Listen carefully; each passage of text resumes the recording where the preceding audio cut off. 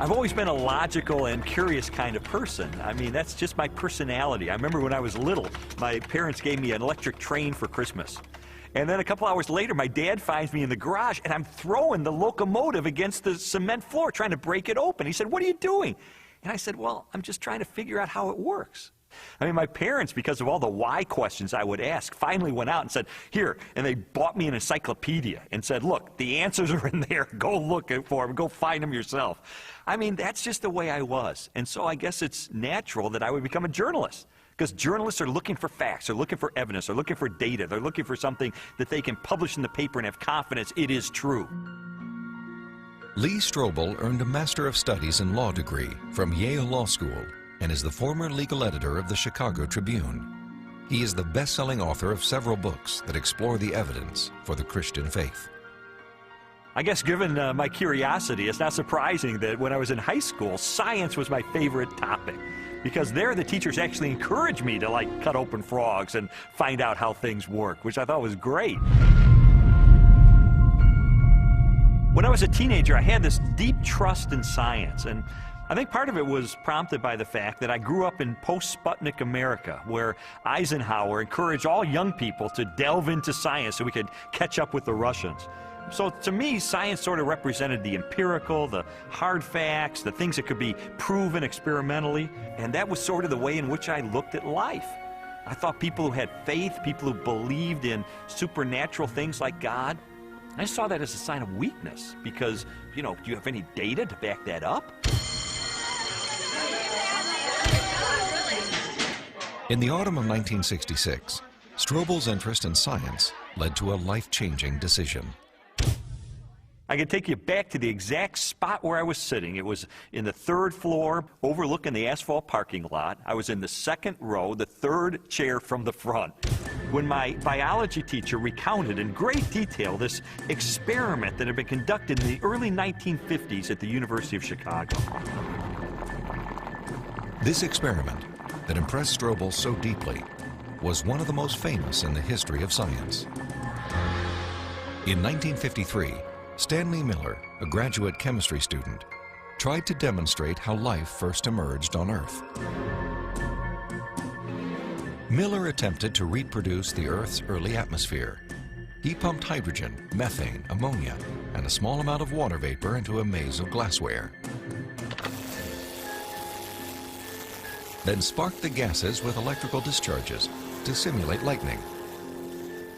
After 5 days, he discovered what he had hoped for: a few simple amino acids, the basic building blocks of living organisms, had collected in the dark residue at the bottom of the glass. Many hailed Miller's experiment as proof that essential components of life could have formed in the oceans of the Earth billions of years ago. The philosophical implications of Miller's experiment were instantly obvious to me. And for me, it was a eureka moment, because I heard this and I thought, wait a minute. If you can show scientifically that life can emerge without any outside assistance, if life can emerge just from naturalistic circumstances, then God was out of a job. From there, the acceptance of Darwinian evolution, and full-blown atheism for that matter, was pretty easy.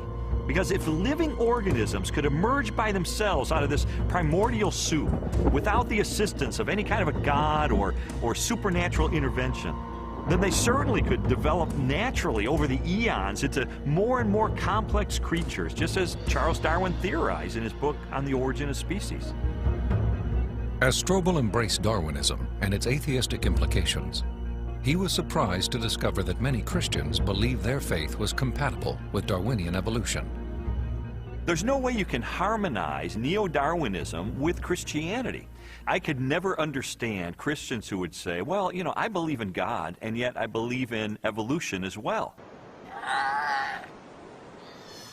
You see, Darwin's ideas about the development of life led to his theory that modern science now generally defines as an undirected process, completely devoid of any purpose or plan. Now, how could God direct an undirected process? How could God have purpose and a plan behind a system that has no plan and no purpose. It just does not make sense. Didn't make sense to me in 1966, and it doesn't make sense to me now. In 1972, Lee Strobel married Leslie Herdler. 5 years later, Leslie, an agnostic, became a Christian. And I thought, this is divorce. This is going to be the end of our marriage. But all the negative things I expected to happen in her as a result of her newfound faith, they didn't happen. And instead, I saw positive changes in her values and her character and the way she related to me and the children. And I thought, wait a minute, she is attributing this to God. And I don't believe God exists. And so that was the main thing that prompted me to say, maybe I need to really investigate this and get to the bottom of this and determine, is there really any rational way I could ever believe that this kind of a God really exists and really causes this kind of transformation in a human being? And so I decided to use my legal training and journalism training, my scientific curiosity, to systematically investigate, is there any credibility to the Christian faith? Because science had played such an instrumental role in his turn to atheism, Strobel embarked on an investigation of major discoveries in biology, chemistry, cosmology, and physics. His study spanned more than 20 years and included interviews with scientists and scholars as he sought to determine for himself what these discoveries implied about the reality of a creator. Throughout his inquiry, one question remained constant. Does the evidence uncovered by contemporary science point us toward or away from the existence of God? Two-time Nobel Prize winner Linus Pauling once said that science should be the search for truth. And that's what I wanted to do. I didn't know where the evidence was ultimately going to take me, but I really did want to know the truth about God. And what I found shocked me, and it stunned me.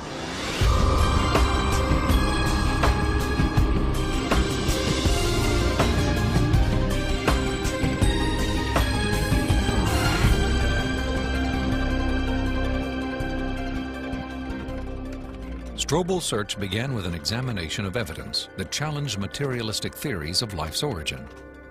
He discovered that this negative evidence contradicted the textbook explanations that had once convinced him the blind forces of evolution could account for the creation and diversity of life on Earth. A good example of negative evidence is the 1953 Origin of Life experiment by Stanley Miller, the one that helped lead me into atheism in the first place. As biologist Jonathan Wells explained to me, Miller's experiment has now been thoroughly discredited.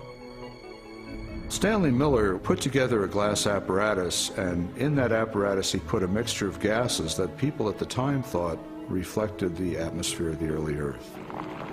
And those gases were methane, ammonia, hydrogen, and water vapor. But then the professional opinion of what was there on the early Earth changed. In the 60s, geochemists revised their hypothesis and decided that the hydrogen, being very light, would have escaped into outer space. The Earth's gravity isn't strong enough to hold it. And probably the early Earth's atmosphere then consisted of what we now see coming out of volcanoes today, namely carbon dioxide, nitrogen, and water vapor. Well, if the early Earth's atmosphere consisted of those gases, then Stanley Miller's experiment would not work. In fact, he himself tried it with those gases, and he found that he couldn't produce any amino acids at all. So the experiment falls apart once you use a more realistic mixture of gases in the apparatus. Miller's test has been repeated many times using the correct atmospheric components. The results are always the same. The amino acids that generated so much enthusiasm in 1953 do not appear. Even if Miller's experiment were valid, you're still light years away from making life. It comes down to this. No matter how many molecules you can produce with early Earth conditions, plausible conditions, you're still nowhere near producing a living cell. And here's how I know. If I take a sterile test tube and I put in a little bit of fluid with just the right salts, just the right balance of acidity and alkalinity, just the right temperature, the perfect solution for a living cell. And I put in it one living cell. This cell is alive. It has everything it needs for life. Now I take a sterile needle and I poke that cell, and all its stuff leaks out into this test tube. You have in this nice little test tube all the molecules you need for a living cell. Not just the pieces of the molecules, but the molecules themselves. And you cannot make a living cell out of them. You can't put Humpty Dumpty back together again. So what makes you think that a few amino acids dissolved in the ocean are going to give you a living cell? It's totally unrealistic. Stanley Miller's experiment was not the only unsuccessful attempt to explain how life originated. Beginning with Russian chemist Alexander Oparin's work in the 1920s, theorists have also proposed chance, chemical attraction, and biological seeding from outer space as possible answers. Each has failed to account for how non-living chemicals could have arranged themselves into the most basic components of the first living cell.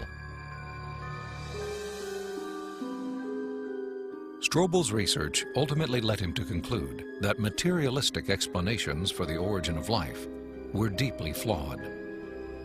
And his examination of negative evidence did not end with the question of first life. He also learned of weaknesses in the most celebrated icon of Darwinian evolution. In Darwin's book on the origin of species, there's only one illustration. It's called the Tree of Life. Darwin used it to explain how every species of animal and plant that ever existed on Earth had evolved from the same common ancestor through small, gradual steps over enormous periods of time. Even though Darwin's Tree of Life is included in virtually every biology textbook published over the last half-century, contrary to what we've been told, there is no conclusive evidence of the common origin of all life.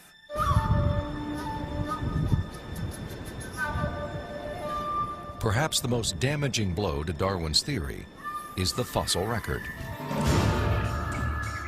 If all living organisms have descended from the same primitive life form, then the rock strata of the Earth should be filled with the fossilized remains of animals that were once part of a great evolutionary chain. A chain of small biological modifications, ultimately leading to a spectacular diversity of life.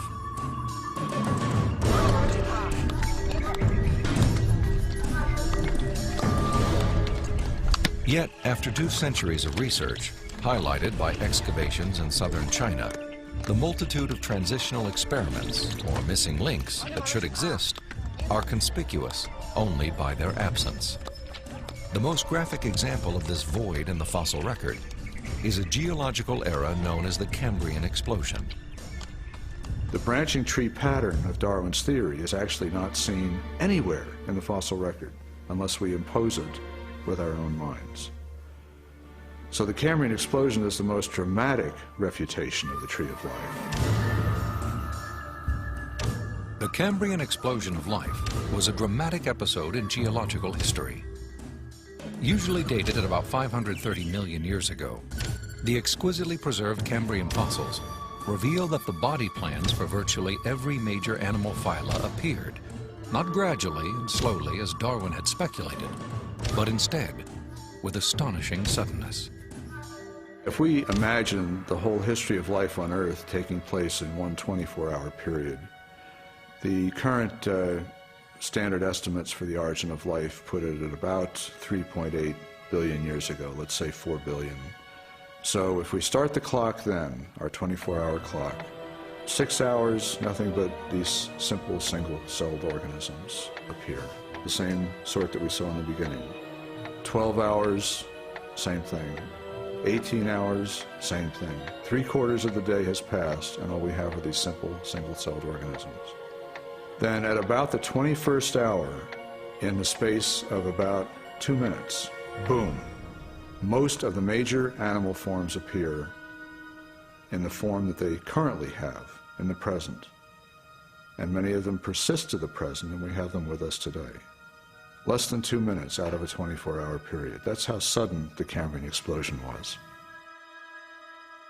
In a geological instant, the animal kingdom leaped from small, relatively simple organisms to extraordinary creatures with spinal cords, compound eyes, and articulated limbs. The record of this explosion of life looks nothing like Darwin's slowly branching tree. Darwin's theory is that there's a tree of life, where you have one organism diverging into many other organisms and big differences appearing at the top. What we really see is from here up. This does not exist in the fossil record. If I were using a botanical illustration, it would be a lawn with separate blades of grass sprouting independently of each other. And those would be the phyla. Now, within each phylum, there is subsequent diversification. But even there, I don't see the branches connecting that would make them a tree of life. As scientists, it's not our job to force the evidence into a theory that just doesn't fit it. And so I have absolutely no desire or reason to uphold Darwin's theory at this point. I think what we're seeing today is a series of scientific discoveries that are opening the eyes of more and more scientists to say, wait a minute, I can no longer believe that pure naturalistic processes can account for the origin and diversity of life. There must be something else here.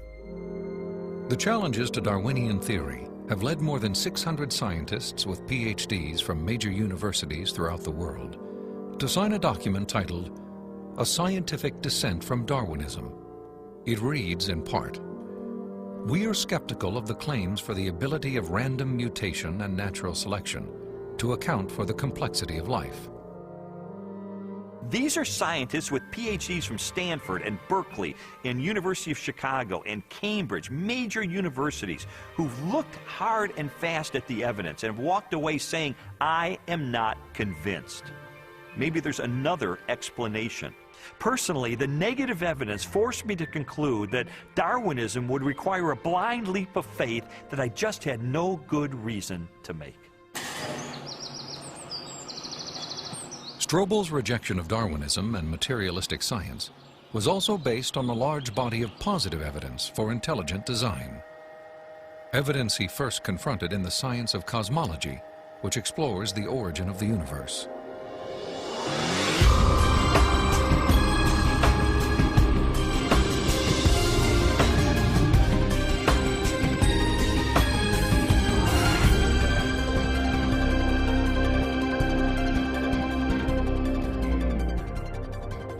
How did the universe begin? What is its source?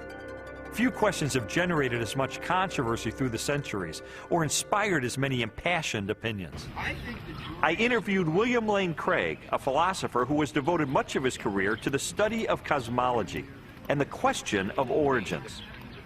From ancient Greek materialism at the time of Plato and Aristotle up through 19th century idealism, the prevailing view was that the universe is eternal, that the universe never began to exist, that the universe as a whole is, as it were, a static, timeless entity. This belief in an eternal, unchanging universe, for centuries a pillar of Western cosmology, was unexpectedly challenged in 1915 by Albert Einstein's general theory of relativity. Einstein's equations implied a startling possibility. The cosmos was not static, but instead existed in a continual state of either contraction or expansion. Einstein did not like the idea that the universe was dynamic at all. In fact, like almost all scientists at the time, in the early 20th century, he assumed the universe was static and eternal. What's interesting and ironic is that he thought he had made some kind of mistake in his equations for the general theory of relativity.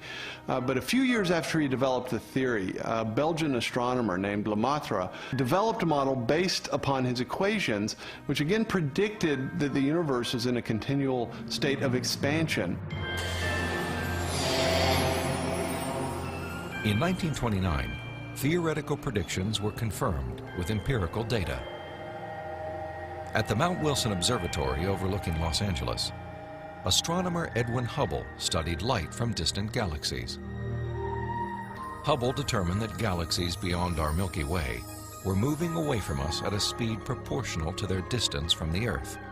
The more distant the galaxy, the faster it is receding. Hubble's landmark discovery led most astronomers and physicists, including Albert Einstein, to a similar conclusion. If the universe is continually expanding, then at earlier points in its history, it must have been smaller and denser.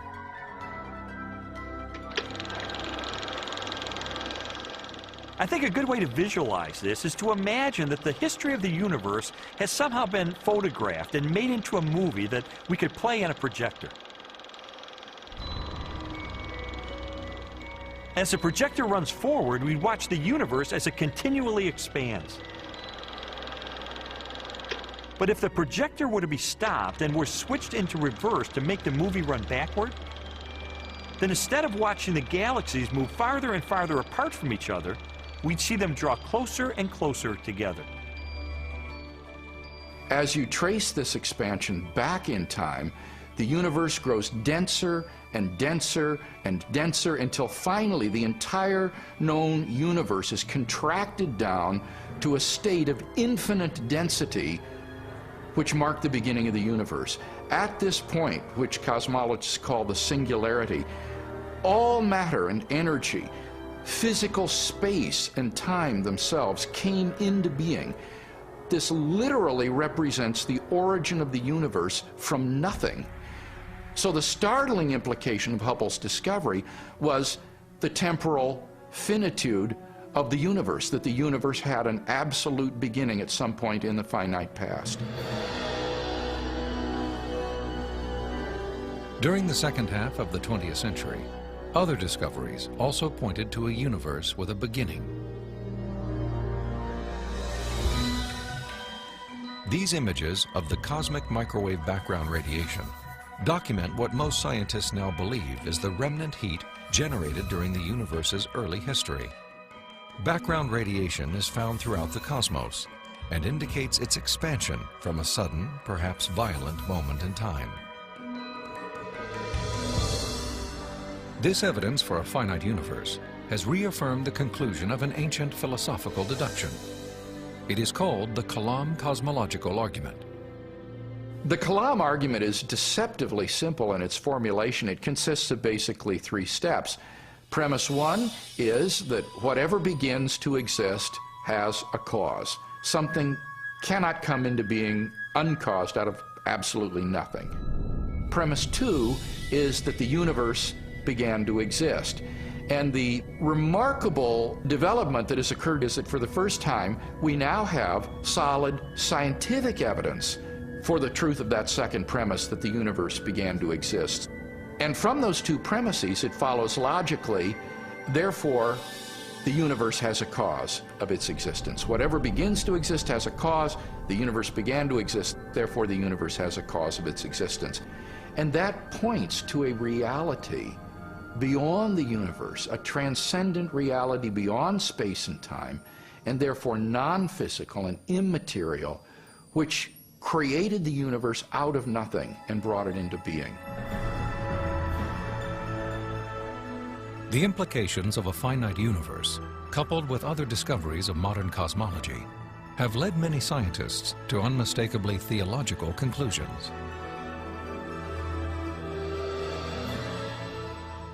There is no ground for supposing that matter and energy existed before and were suddenly galvanized into action. It is simpler to postulate creation ex nihilo, divine will constituting nature from nothingness. The chain of events leading to man commenced suddenly and sharply, at a definite moment in time, in a flash of energy and light. We can't understand the universe in any clear way without the supernatural. Supernatural creation of the universe in a flash of energy and light. You know, it sounds an awful lot like the first chapter of Genesis to me. Today, the vast majority of even the most skeptical astronomers and cosmologists believe that the universe had a beginning. This belief isn't based on some theological doctrine. It's based on scientific evidence. And I think if we follow the evidence wherever it points, It points clearly and powerfully and persuasively in the direction of a creator.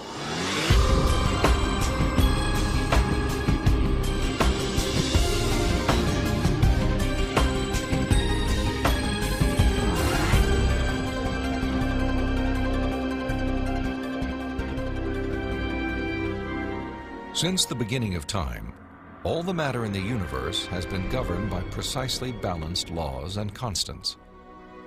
During an interview with Robin Collins, a philosopher with degrees in mathematics and physics, Strobel learned how these laws offer compelling evidence for a creator and conspire to make the universe habitable for life. The laws of physics are balanced on a razor's edge for life to occur. For example, if you didn't have something like gravity that pulled matter together, you would never get planets, you wouldn't get stars, you wouldn't get any complex organisms. If you didn't have the strong nuclear force, there would be nothing to hold protons and neutrons together in the nucleus. And so you wouldn't have any atoms, so no chemistry. If you didn't have the electromagnetic force, you would have no bonding between chemicals. You would have no light, and the list goes on. So you need all these sorts of fundamental principles have to be in place in order for life to occur. Wipe out one of those principles, wipe out one of those laws, no life. Strobel learned that life also hinges on the precise strengths and relative values of many different physical constants. One example of this fine-tuning is the force of gravity. Imagine a ruler divided up into 1-inch increments and then stretched across the entire universe, a distance of some 14 billion light years. For the purposes of illustration, the ruler represents the possible range for gravity. In other words, the setting for the strength of gravity could have been anywhere along the ruler, but it just happens to be situated in exactly the right place so that life is possible. Now, if you were to change the force of gravity by moving the setting just 1 inch compared to the entire width of the universe, the effect on life would be catastrophic. No large-scale life forms could exist. Anything that was more than the size of a pea would be completely crushed. So you might be able to get life of a very, very primitive sort, such as bacteria, but you could never get conscious observers. The strength of gravity is just one of at least 30 separate parameters that must be finely tuned to produce a life-sustaining universe. Another example is the cosmological constant. The cosmological constant describes the expansion speed of space in the universe. If space expands too quickly, then the universe will spread out so quickly that material objects can't form. So you can't get stars and galaxies and planets and the types of things that we, of course, take for granted in our universe. Physicists have determined that the cosmological constant is fine-tuned to 1 part in 100 million billion billion billion billion billion. Such precision has been compared to traveling hundreds of miles into space, then throwing a dart at the Earth and hitting a bullseye measuring 1/trillionth of an inch in diameter, an area less than the width of a single atom. Just consider those two parameters, gravity and the cosmological constant. Their level of fine-tuning is to a precision of 1 part in 100 million trillion, trillion, trillion, trillion, trillion, trillion. I mean, that's like 1 atom in the entire known universe. This fine-tuning is also evident at the atomic level. The strong nuclear force binds atoms together. If the strength of this force were to decrease by 1 part in 10,000 billion billion billion billion, the only element left in the universe would be hydrogen. Again, chemical life would not be possible. The fine-tuning of the laws and forces of physics is so precise that few theorists are comfortable invoking mere chance as an explanation, unless our universe is not the only roll of the dice. if the universe looks like it's fine-tuned for complex life, maybe there's a fine-tuner. Maybe it was fine-tuned for life. And this has certain unsavory theological implications. And so it's not surprising that those committed to a fundamentally materialistic view of reality would try to find an escape hatch. And the most popular escape hatch for this theological implication of fine-tuning is this idea of multiple universes. As its name suggests, the theory of multiple universes proposes that our universe is not alone. Instead, it is part of a vast ensemble of universes, each with a different set of laws and constants. If there's only one universe, then the conclusion that the universe looks fine-tuned because it is fine-tuned is inescapable. But if our universe is just one of a vast set, then you seem to have more resources to play with. Chance gets a new lease on life. I sometimes try to imagine what physicists have in mind that postulate this idea of multiple universes. I mean, what would the generator look like that creates them? Maybe it's like a giant monolith that has dozens of different dials, each of which has to be set to the right physical constant. If we think of these parameters as dials, each of the dials is different. So if you produce enough universes with enough different dial settings, eventually, just by chance, you get one just right. So you might have to produce a trillion universes. But eventually, if you have a generator that's just spitting out just an enormous number of them, then it gets the right dial setting. And then, by just chance, you get conditions right for life. So it's a huge cosmic lottery. That's the idea. It's an interesting idea. I mean, there's really only one problem with it. There's no independent evidence that it's true. Besides, it really just pushes the question back a step, because we could still ask, who built the generator? The suggestion of multiple universes strikes me as a desperate attempt to explain away the obvious, which is that the universe is finely tuned by an intelligence to sustain complex life. An intelligence that must be beyond the constraints of time and space.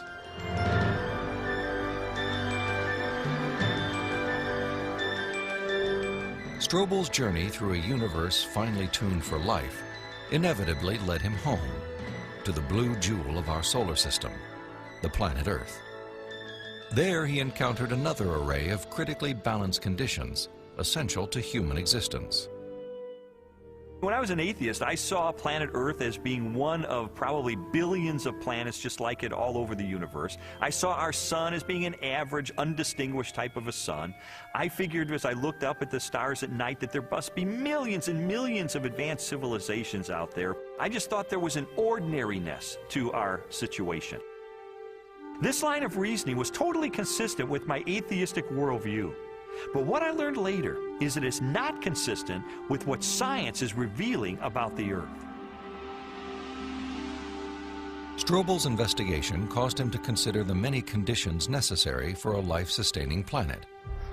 In the process, he was introduced to the science of astrobiology and astronomer Guillermo Gonzalez. I'm an astrobiologist, and what motivates me is just to examine the conditions necessary for life and look elsewhere in the universe and see if those conditions are met anywhere else. And the answer could be yes, and the answer could be no, and either answer is interesting.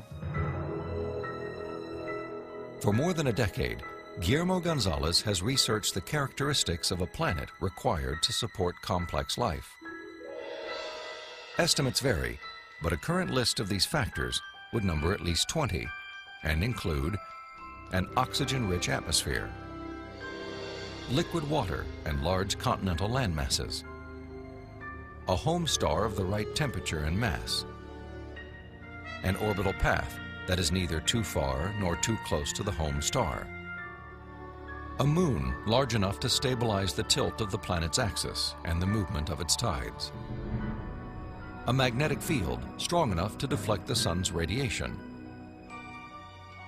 and a position in the relatively narrow habitable region of a spiral galaxy. All these factors have to be met at one place and time in the galaxy if you're going to have a planet as habitable as the Earth, which you need for complex and even technological life. Theorists have attempted to calculate the odds of all the necessary factors for life appearing at the same time on the same planet.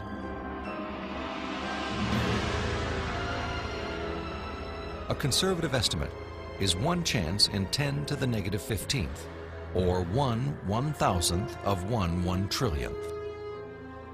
On those terms, even when compared to the billions of suns and possible planets in our Milky Way galaxy, the probability of even a single habitable world appears unlikely.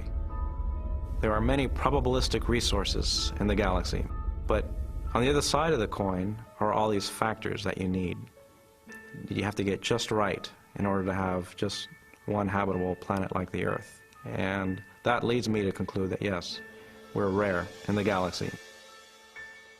Gonzalez's study of the Earth's habitability led him and colleague Jay Richards to expand the scope of their research.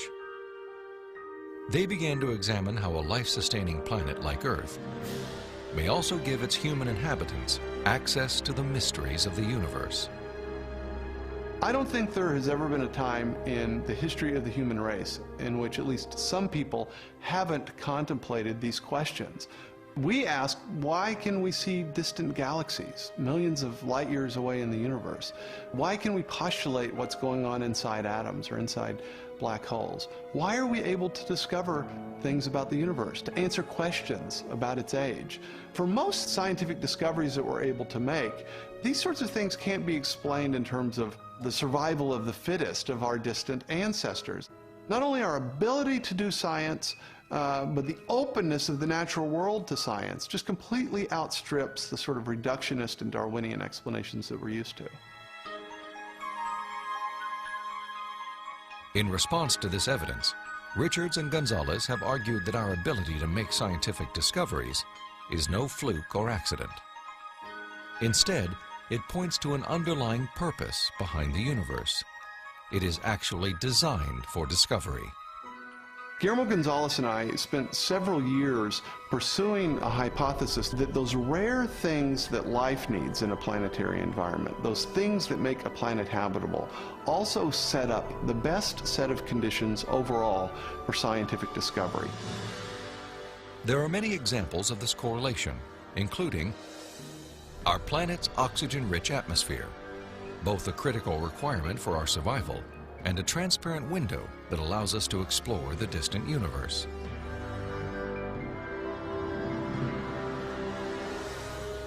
The Earth's precise distance from the Sun and the size of its moon and home star. These factors not only control our planet's temperature, axial tilt, and the movement of its tides, they also ensure perfect solar eclipses, phenomena that have provided scientists with invaluable data about the composition of stars and the properties of light. And our location in the Milky Way. The Earth is positioned between two spiral arms within a relatively small region where life is possible. As a result, we enjoy an excellent platform for clear, unimpeded views of our galaxy and the rest of the cosmos. I think God intentionally created a habitat for us that allows us to see Him through the creation that He has left behind. And this habitat is conducive for us to do scientific research. It didn't have to be that way, but it is. Why? Because I believe that by doing science, we find God.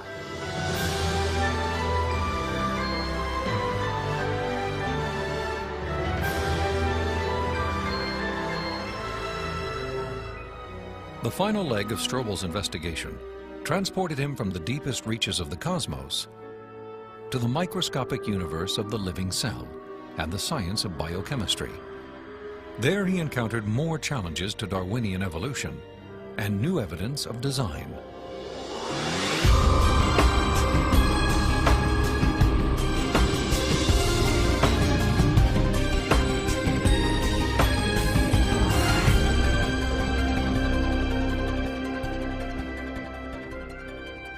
Throughout the second half of the 20th century, spectacular technologies revolutionized scientific understanding of the cell, the basic unit of life. During an interview with biochemist Michael Behe, Strobel learned how this new knowledge has shaken the foundations of Darwin's theory.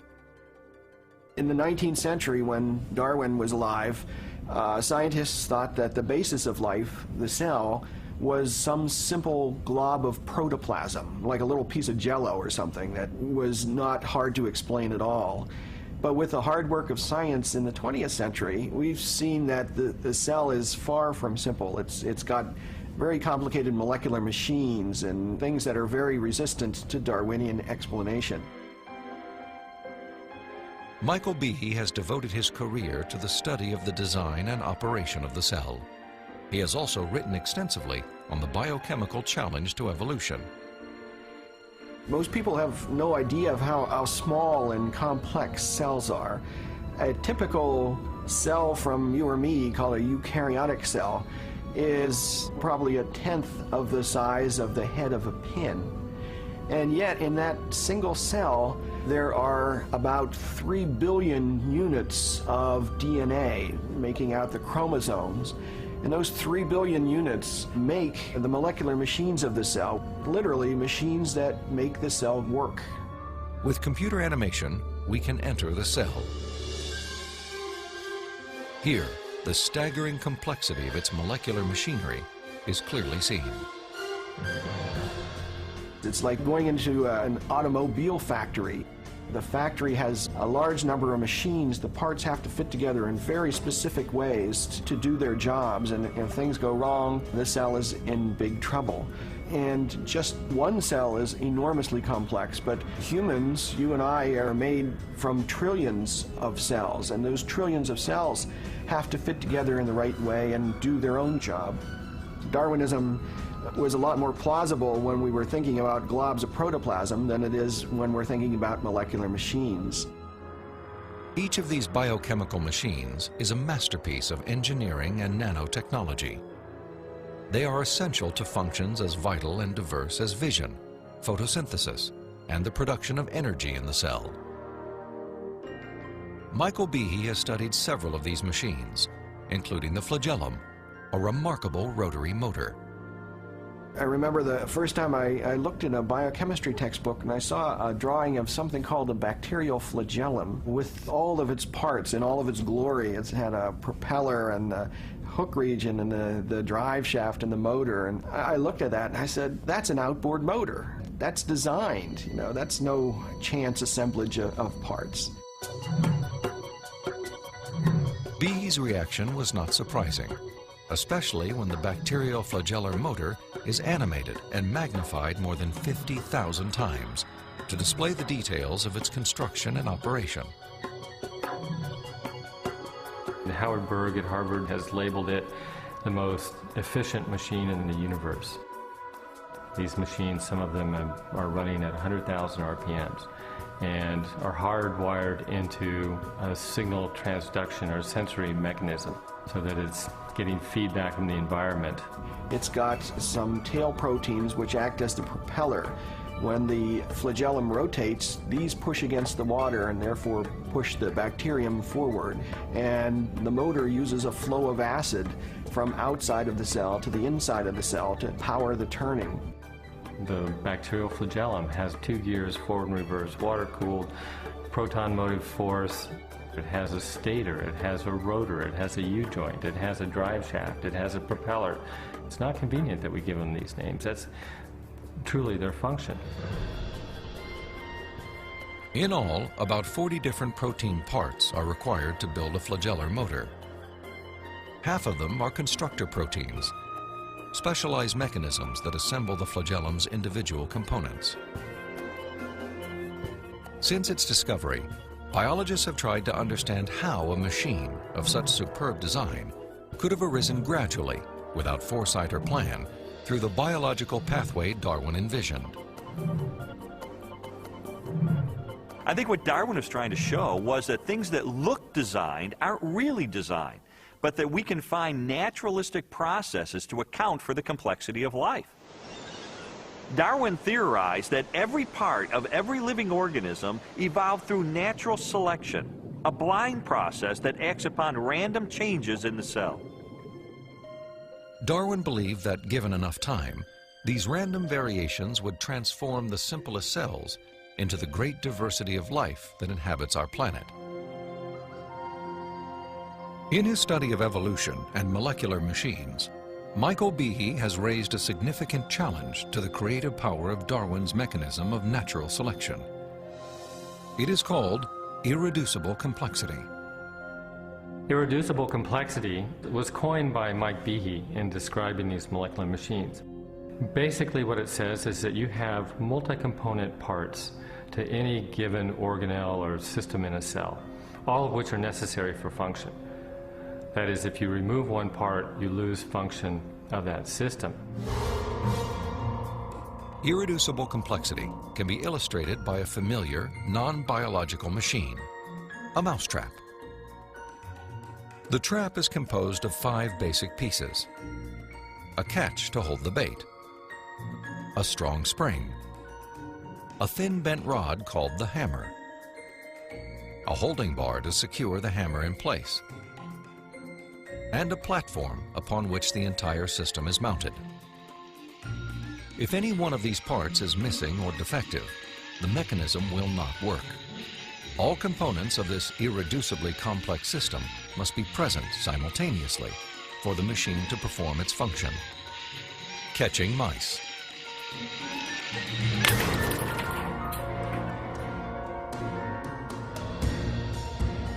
The concept of irreducible complexity also applies to biological machines, including the bacterial flagellum. All told, there are about 40 different protein parts which are necessary for this machine to work. And if any of those parts are missing, then either you get a flagellum that doesn't work because it's missing the hook or it's missing the drive shaft or whatever, or it doesn't even get built within the cell. You can't put something like that together gradually because they need a large number of parts interacting with each other at the same time before they work at all. Without the tools to observe the machinery of the cell, and long before the idea of irreducible complexity, Charles Darwin offered a way to test his own theory. In Origin of Species, he wrote, "If it could be demonstrated that any complex organ existed, which could not possibly have been formed by numerous, successive, slight modifications, my theory would absolutely break down." Darwin acknowledged that if someone identified a biological system that could not have been constructed in incremental steps over long periods of time, then his theory would be invalid. And what Michael Behe and others have discovered is the existence of biological machinery that cannot be explained away by Darwinian processes. Darwin's failed predictions have in fact falsified his own theory.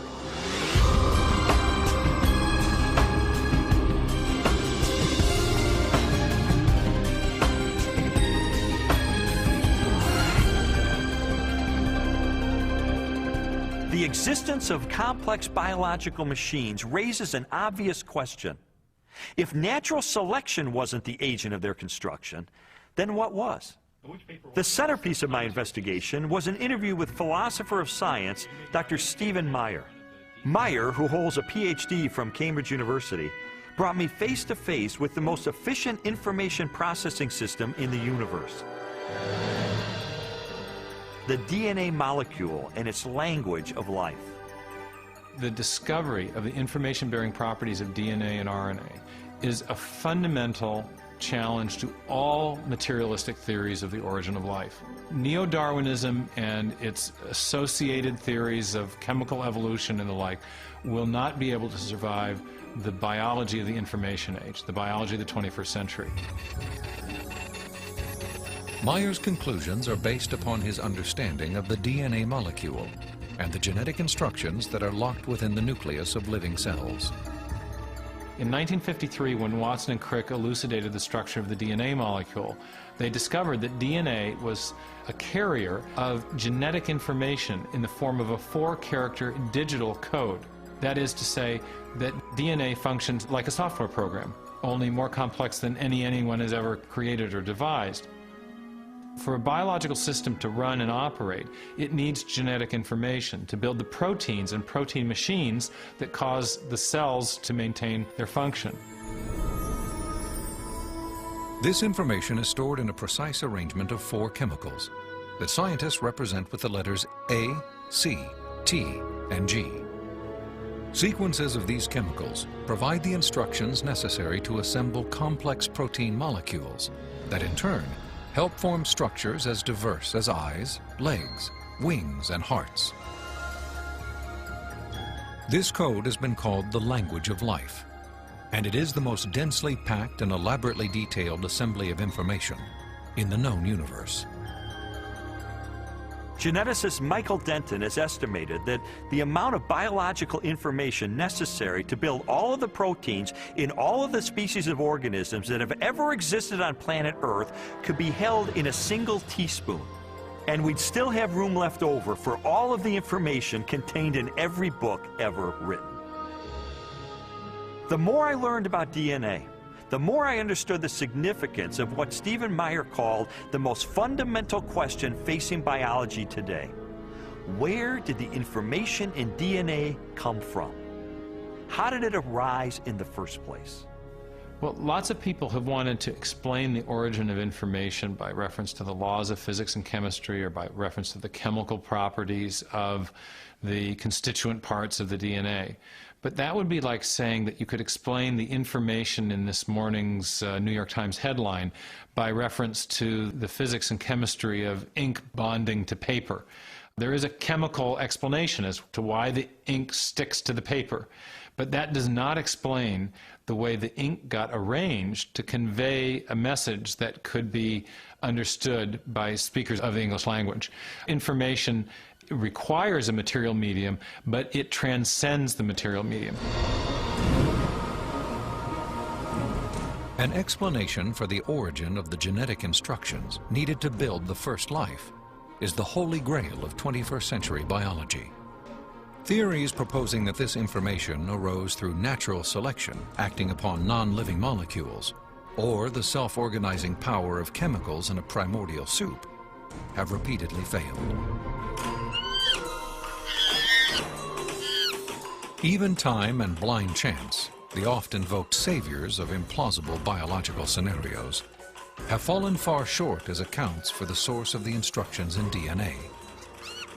Mathematicians, for example, have calculated that a universe filled with monkeys, typing relentlessly throughout the oldest estimated age of the cosmos, would have no realistic chance of producing Shakespeare's play Hamlet, let alone a transcript of the genetic information required to build even the simplest living cell.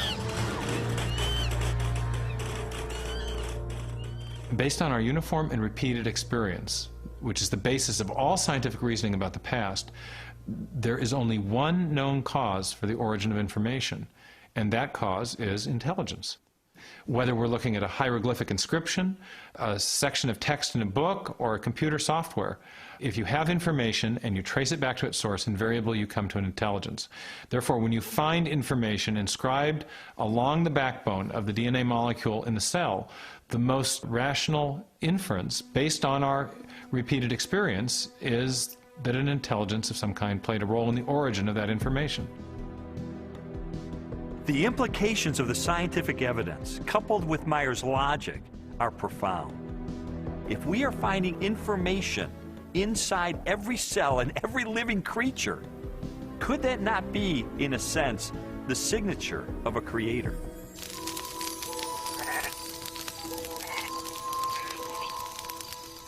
"30 centuries before science unlocked the mysteries of genetic information, or a telescope probed billions of light years into space, the Hebrew shepherd and poet David wrote eloquently of a creator who revealed his existence and power through all that he had made. The heavens declare the glory of God. The skies proclaim the work of his hands. Day after day they pour forth speech. Night after night they proclaim knowledge. Their voice goes out into all the earth, their words to the end of the world." God himself is invisible. He is a spirit. And yet, one of the purposes he has for us is to find him so we can know him. And he's left behind a series of clues. And sometimes we just have to kind of take our blinders off and get beyond our presuppositions and say, wait a minute, I am going to pursue the evidence of science wherever it points.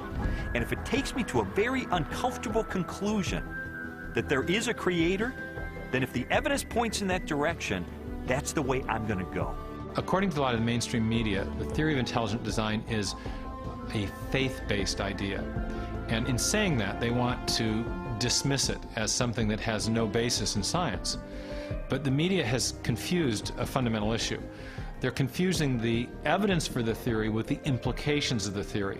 The theory of intelligent design may well have implications that are supportive of theistic belief, but the theory is not based on theistic belief. It's based on the discovery of digital code in cells, miniature machines in cells, the fine-tuning of the laws of physics and chemistry, and standard ways of scientific reasoning about the remote past in the history of life. 40 years ago, a lecturer in a high school biology class convinced an inquisitive 14-year-old freshman that there was no God. Ironically, years later, it was an open-minded investigation of scientific evidence that led Lee Strobel to belief in a creator. One of the most interesting things I've learned as I've gone on this journey of scientific discovery has been that you don't have to commit intellectual suicide to come to the conclusion that there is an intelligent designer. Because today, science is pointing more directly and more powerfully toward a creator than any other time in the history of the world. I was trained in journalism and law to respond to truth. I had to take a step of faith in the same direction that evidence is flowing, which is logical and rational. We do that every day of our life. We make steps of faith based on the evidence that we perceive. And so it was the most logical and rational step I've ever taken to put my faith in the creator that science tells me exists.